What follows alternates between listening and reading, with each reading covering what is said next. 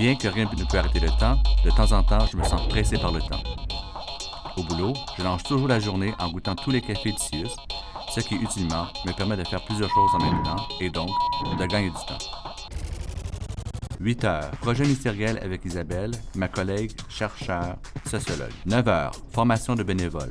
Les bénévoles sont des alliés essentiels qui peuvent accompagner les aînés à domicile, dans les centres d'hébergement de soins longue durée ou à l'hôpital. 10 heures, appel aux professeurs d'université pour confirmer mes présentations. 10h30, appel aux proches aidants, je prends des nouvelles. 11h, rencontre avec les stagiaires.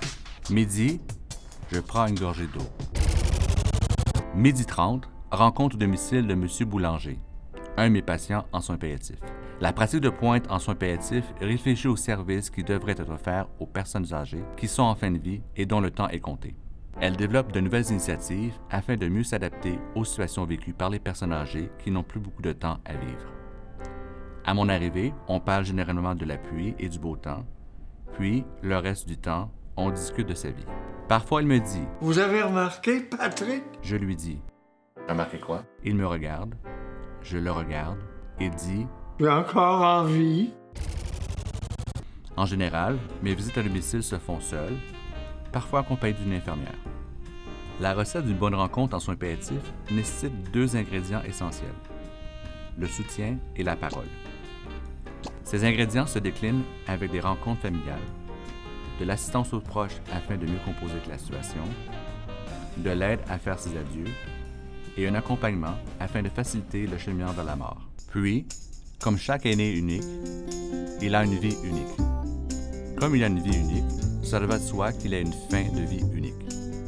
Et comme il a une fin de vie unique, cette dernière est composée de besoins uniques qui lui sont propres. Les rencontres vont au-delà des soins infirmiers et médicaux. Elles tiennent compte des besoins physiques, psychologiques, sociaux, spirituels et personnels des aînés et de leurs proches aidants. 14h30, lecture de documents, temps de rédaction et, finalement, de réflexion. Comme la jeunesse ne dure qu'un temps, nous sommes en plein death boom.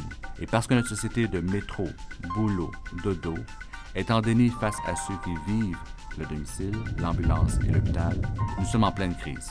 Alors qu'il faudrait introduire les soins palliatifs plus tôt dans l'accompagnement, notre société stigmatise les aînés comme vieillissants et mourants, banalisant ainsi l'accompagnement en fin de vie. L'un des enjeux politiques actuels est de permettre aux gens de rester à domicile le plus longtemps possible. Pour ce faire, les services doivent être améliorés pour répondre aux besoins existants des personnes âgées et de leurs proches. Je suis Patrick Durivage, coordonnateur de la pratique de pointe en soins palliatifs communautaires aux aînés, au CIUS du Centre-Ouest de l'île de Montréal.